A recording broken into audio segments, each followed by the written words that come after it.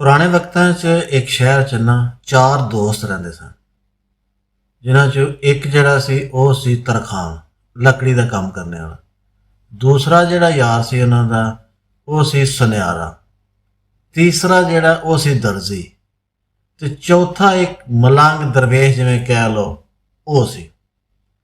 ਇਹ ਬੜੇ ਹੀ ਪੱਕੇ ਯਾਰ ਸਨ। ਮਿਹਨਤ ਮਜ਼ਦੂਰੀ ਕਰਦੇ ਰਹੇ, ਲੇਕਿਨ ਕੋਈ ਉਹਨਾਂ ਦਾ ਨਾ ਸਿਸਟਮ ਸਿੱਧਾ ਨਾ ਹੋਇਆ। ਉਹਨਾਂ ਜਮਾਂ ਸਲਾਹ ਕੀਤੀ ਵੀ ਇਸ ਤਰ੍ਹਾਂ ਕਰੀਏ, ਕੋਈ ਸ਼ਹਿਰ ਬਦਲੀ ਕਰੀਏ ਜਾਂ ਮੁਲਕ ਬਦਲੀ ਕਰੀਏ ਤਾਂ ਕਿ ਸਾਡੇ ਵੀ ਹਾਲਾਤ ਕੁਝ ਨਾ ਬਿਹਤਰ ਹੋ ਜਾਣ, ਇੱਥੋਂ ਹਿਜਰਤ ਕਰ ਜਾਈਏ। ਉਹਨਾਂ ਚਵਾਂ ਨੇ ਸਲਾਹ ਕਰਕੇ ਤੇ ਆਪਣਾ ਬੋਰੀ ਬਿਸਤਰਾ ਬੰਨਿਆ ਤੇ ਦੂਸਰੇ ਮੁਲਕ ਜਾਣ ਵਾਸਤੇ ਤੁਰ ਪਏ। ਪੈਦਲ ਹੀ ਉਹਨਾਂ ਜਾਣਾ ਸੀ। ਉਹਨਾਂ ਵਕਤਾਂ 'ਚ ਜੰਗਲ ਵੀ ਬੜੇ ਸਨ, ਲਿਹਾਜ਼ਾ ਕਾਫੀ ਦਿਨ ਉਹ ਸਫ਼ਰ ਕਰਦੇ ਰਹੇ। ਜਿੱਥੇ ਥੱਕ ਜਾਣ ਉੱਥੇ ਬਹਿ ਜਾਣਾ, ਰੋਟੀ ਸ਼ੋਟੀ ਪਕਾਣੀ ਆਪਣੀ ਆਪ ਹੀ ਖਾ ਪੀ ਕੇ ਫਿਰ ਅਗਾਂਹ ਟੁਰ ਪੈਣਾ। ਇੱਕ ਦਿਨ ਸ਼ਾਮ ਦੇ ਟਾਈਮ ਉਹ ਉੱਥੇ ਐਸੀ ਜਗ੍ਹਾ 'ਤੇ ਪਹੁੰਚ ਗਏ ਕਿ ਜਿੱਥੇ ਬੜਾ ਹੀ ਖਤਰਨਾਕ ਜੰਗਲ ਸੀ। ਉਹਨਾਂ ਆਖਿਆ ਵੀ ਰਾਤੀ ਹੁਣ ਸਫ਼ਰ ਅਸੀਂ ਨਹੀਂ ਕਰਦੇ, ਤੇ ਇੰਝ ਕਰੀਏ ਵੀ ਇੱਥੇ ਬਹਿ ਜਾਈਏ, ਸੌਂ ਜਾਈਏ, ਤੇ ਸੁਬਾਹ ਸਫ਼ਰ ਕਰਾਂਗੇ। ਜੰਗਲ ਬੜਾ ਖਤਰਨਾਕ ਹੈ, ਤੇ ਇਹ ਨਾ ਹੋਵੇ ਕੋਈ ਜੰਗਲੀ ਜਾਨਵਰ ਸਾਨੂੰ ਨੁਕਸਾਨ ਪਹੁੰਚਾਏ।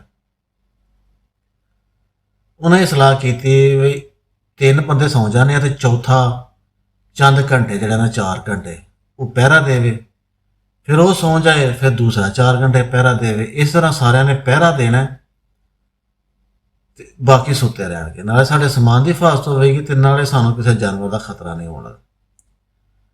ਉਹਨਾਂ ਜੀ ਇੱਕ ਸੌਂ ਗਿਆ, ਤਿੰਨੋਂ ਸੌਂ ਗਏ। ਜਿਹੜਾ ਸੀ ਨਾ ਤਰਖਾਣ, ਉਹਦੀ ਡਿਊਟੀ ਲੱਗ ਗਈ ਸਭ ਤੋਂ ਪਹਿਲਾਂ। ਸ਼ਾਮੋ ਸ਼ਾਮੀ ਵੀ ਤੂੰ ਧਿਆਨ ਰੱਖਣਾ। ਤਰਖਾਣ ਝੱਟ ਕੇ ਤੇ ਅੱਗੇ ਪਿੱਛੇ ਖਲੋ ਕੇ ਟੁਰਦਾ ਟਾਈਮ ਗੁਜ਼ਾਰਦਾ ਰਿਹਾ। ਉਹਨੇ ਸਮਝਿਆ ਵੀ ਇਤਨੀ 4-5 ਘੰਟੇ ਨੇ ਮੇਰੇ ਕੋਲ ਡਿਊਟੀ ਦਿੱਤੇ, ਮੈਂ ਤੇ ਔਖਾ ਹੋ ਜਾਵਾਂਗਾ, ਲਿਆ ਤਾਂ ਮੈਂ ਕਿਸੇ ਹਾਰੇ ਲੱਗ ਜਾ। ਉਹਨੇ ਆਪਣਾ ਬੈਗ ਖੋਲਿਆ, ਵਿੱਚੋਂ ਛਣੀਆਂ ਥੋੜੇ ਜੋ ਕਿ ਸਮਾਨ ਹੈ ਸੀ ਕੱਢਿਆ। ਇੱਕ ਲੱਕੜ ਪਈ ਸੀ ਉੱਥੇ, ਉਹਨੇ ਖੜਾ ਕੀਤਾ, ਉਹਨੂੰ ਤਰਾਸ਼ਣਾ ਸ਼ੁਰੂ ਕਰ ਦਿੱਤਾ। ਉਹਦਾ ਆਪਣੇ 4 ਘੰਟਿਆਂ ਦੇ ਵਿੱਚ ਨਾ ਉਹਨੇ ਜਨਾਬ ਉਹ ਇੱਕ ਬੜਾ ਖੂਬਸੂਰਤ ਔਰਤ ਦਾ ਪੁਤਲਾ ਬਣਾ ਦਿੱਤਾ। ਤੇ ਉਹ ਜਿਸ ਪੁਤਲਾ ਬਣਾ ਰਿਹਾ ਨਾ, ਤੇ ਉਹਨੇ ਵੇਖਿਆ ਵੀ ਮੇਰਾ ਤਾਂ ਟਾਈਮ ਪੂਰਾ ਹੋ ਗਿਆ। ਉਹਨੇ ਨਾ ਉਹਨੂੰ ਉਠਾ ਦਿੱਤਾ ਦਰਜੀ ਨੂੰ। ਉਹਨੇ ਆਖੋ ਉੱਠ ਹੋਈ, ਤੇਰੀ ਡਿਊਟੀ ਸ਼ੁਰੂ ਹੋ ਗਈ। ਆਪੇ ਉਹ ਸੌਂ ਗਿਆ। ਹੁਣ ਦਰਜੀ ਜਿਸ ਟਾਈਮ ਉੱਠ ਕੇ ਡਿਊਟੀ ਕਰਨ ਲੱਗ ਪਿਆ, ਉਸ ਵੇਖਿਆ ਵੀ ਇਹ ਪੁਤਲਾ ਕਿੱਥੋਂ ਆ ਗਿਆ।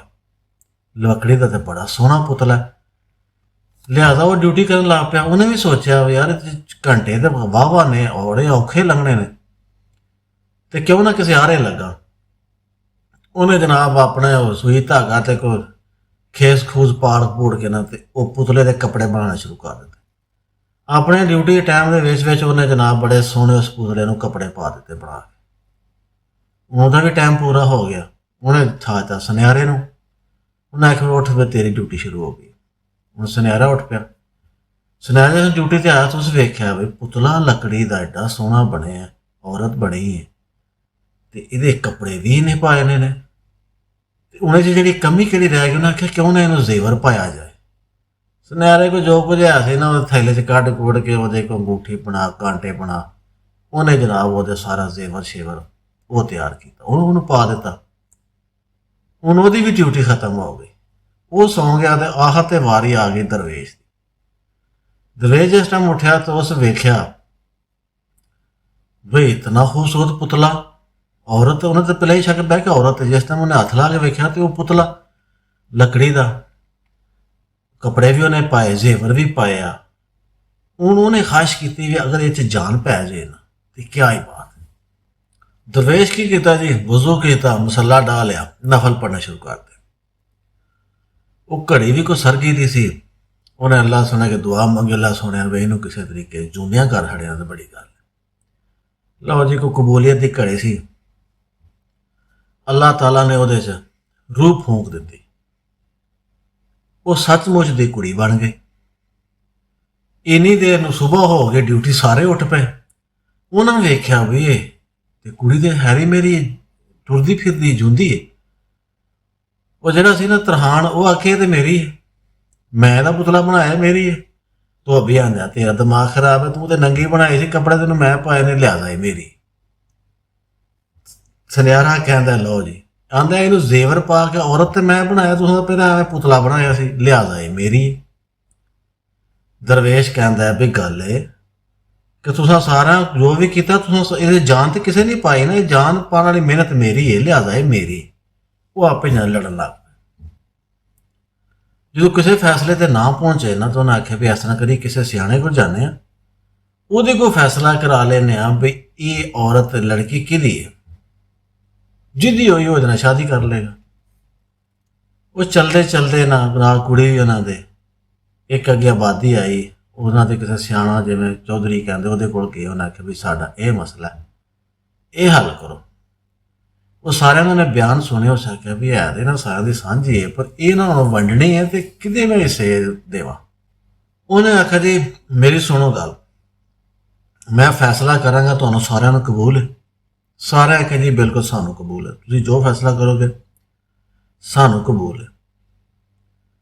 ਉਹਨੇ ਆਖਿਆ ਜੀ ਇਹ ਜਿਹੜੀ ਔਰਤ ਹੈ ਨਾ, ਇਹ ਲੜਕੀ ਜਿਹੜੀ ਹੈ ਇਹ ਵੇ ਸੁਨਿਆਰੇ ਦੀ। ਲੋ ਜੀ ਸੁਨਿਆਰੇ ਨੂੰ ਦੇਖ ਲਈ। ਉਹਨਾਂ ਬਾਕੀ ਆਖਿਆ ਠੀਕ ਹੈ। ਬਾਕੀ ਆਖਿਆ ਸਾਨੂੰ ਇਹਦੀ ਵਜ੍ਹਾ ਤੇ ਦੱਸ।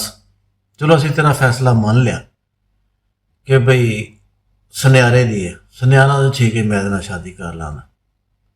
ਉਹਨੇ ਆਖਿਆ ਵੀ ਤਰਖਾਣ ਵੀ ਮਿਹਨਤ ਕੀਤੀ ਹੈ, ਦਰਜੀ ਨੇ ਵੀ ਮਿਹਨਤ ਕੀਤੀ ਹੈ, ਦਰਵੇਸ਼ ਨੇ ਸਭ ਤੋਂ ਜ਼ਿਆਦਾ ਮਿਹਨਤ ਕੀਤੀ ਹੈ, ਇਹਨਾਂ ਨੂੰ ਤੂੰ ਕਿਉਂ ਨਹੀਂ ਦਿੱਤੀ? ਤੂੰ ਇਹ ਸੁਨਿਆਰਿਆਂ ਦੇ ਛੜੀ ਇਹਦੀ ਵਜ੍ਹਾ। ਉਸ ਆਖਿਆ ਵੀ ਮੇਰੀ ਸੁਣੋ ਗੱਲ। ਉਹਨੇ ਆਖਿਆ ਜਿਹੜਾ ਨਾ ਆਪਣਾ ਤਰਖਾਣ, ਉਹਨੇ ਨਾ ਇਹਨਾਂ ਦੇ ਮਾਂ ਪਿਓ ਦੀ ਸੀਅਤ ਹੈ।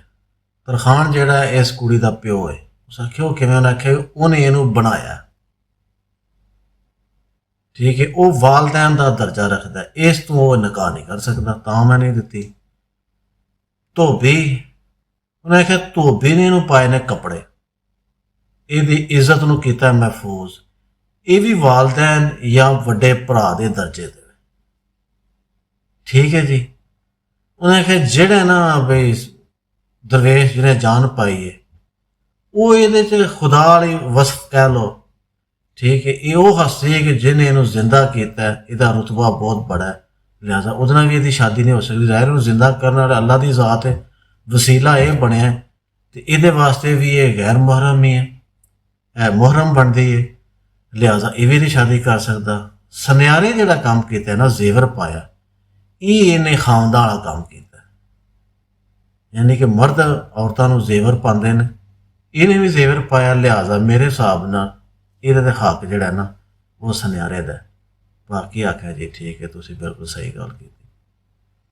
ਤੇ ਤੁਸੀਂ ਵੀ ਕਮੈਂਟਸ ਕਰਕੇ ਆਪਣੀ ਰਾਏ ਦੱਸਿਓ ਬਈ ਤੁਹਾਡੇ ਹਿਸਾਬ ਨਾਲ ਉਹ ਕਿਹਦੇ ਹਿੱਸੇ ਆਉਣੀ ਚਾਹੀਦੀ ਸੀ।